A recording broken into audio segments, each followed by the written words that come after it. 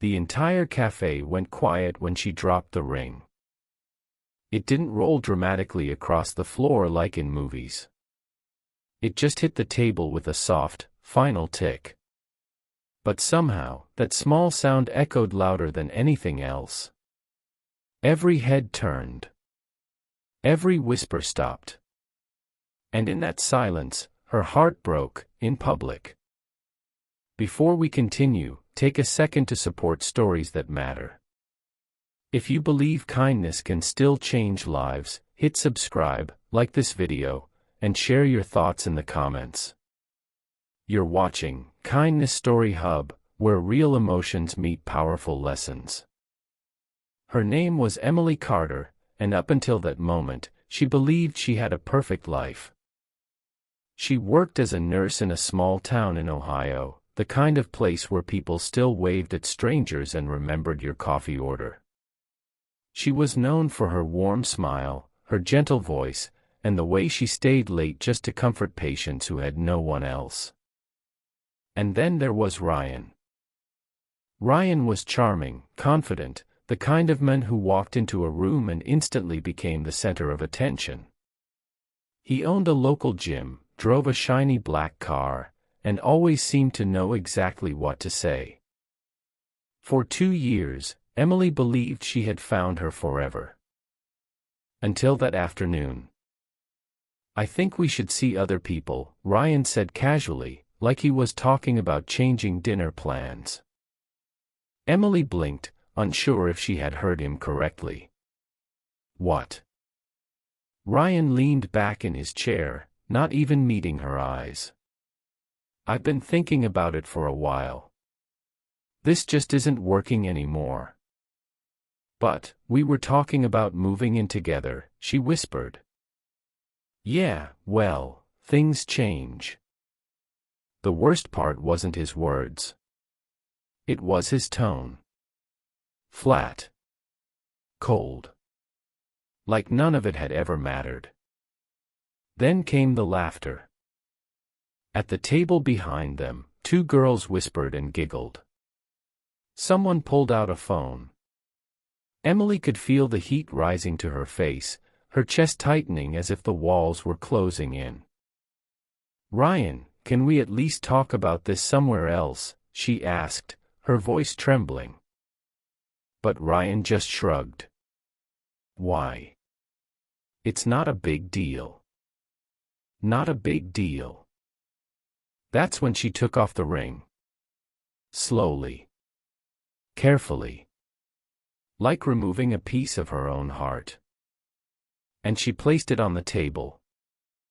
"I hope one day," she said softly, "you understand what you just lost."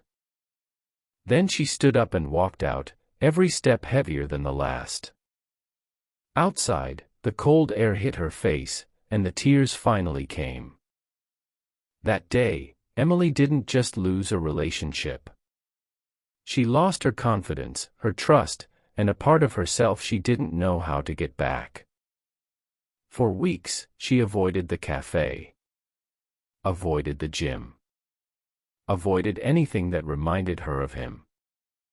At work, she still smiled for her patients. Still held their hands.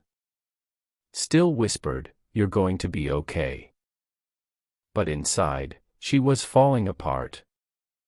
One night, after a long shift, she sat in her car in the hospital parking lot, staring at nothing.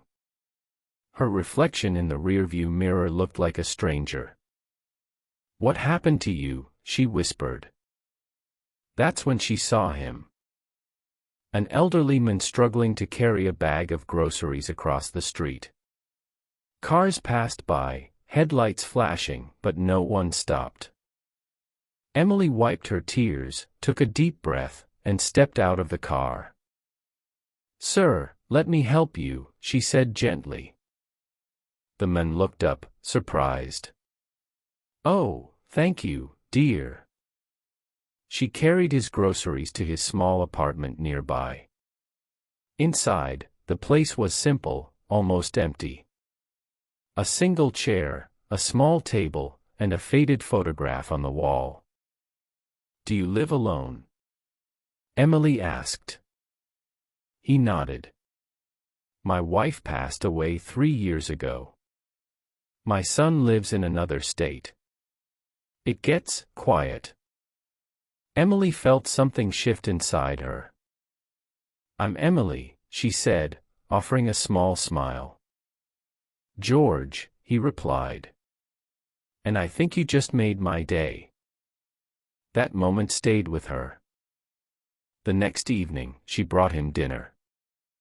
Then the next week, she helped him organize his medications. Soon, visiting George became part of her routine. And slowly, something began to change. Her pain didn't disappear overnight. But it softened. It made space for something new. Kindness. One afternoon, as they sat together drinking tea, George looked at her and said, "You remind me of my wife." She believed that even when people hurt you, you can choose not to pass that hurt on. Emily looked down at her hands. It's hard. I know, George said. But kindness isn't weakness. It's strength. Those words stayed with her. Meanwhile, Ryan's life was moving in a very different direction. At first, he didn't think much about the breakup. He went out more, met new people, posted smiling pictures online. But something wasn't right. The gym started losing members. His business partner backed out of a deal. The confidence that once defined him began to crack. And then one night, after closing the gym, he sat alone in the dark. For the first time, he thought about Emily. Not the version he had dismissed so easily. But the real Emily. The one who stayed up late helping strangers. The one who believed in him when his business was just an idea. The one who had looked at him with love. A feeling he couldn't ignore crept in. Regret. Weeks later, Ryan found himself standing outside the hospital where Emily worked. He didn't know what he was expecting.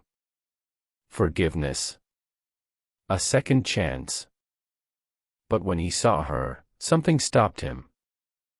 She was laughing. Not the forced smile he remembered from the end. A real, genuine laugh as she walked beside an elderly man, George, holding his arm as if he were family. There was a light in her again. Ryan hesitated, then stepped forward. Emily. She turned, surprised. For a moment, there was silence. Hi, Ryan, she said calmly. I've been wanting to talk to you, he said. Emily nodded. Okay. They stepped aside. I'm sorry, Ryan began. For everything. The way I treated you. I was wrong. Emily listened quietly. I didn't realize what I had, he continued. Until I lost it. She took a deep breath. You didn't just lose me, she said gently. You let go of someone who truly cared about you. I know, he said, his voice breaking. Is there any chance we could start over? Emily looked at him, really looked at him.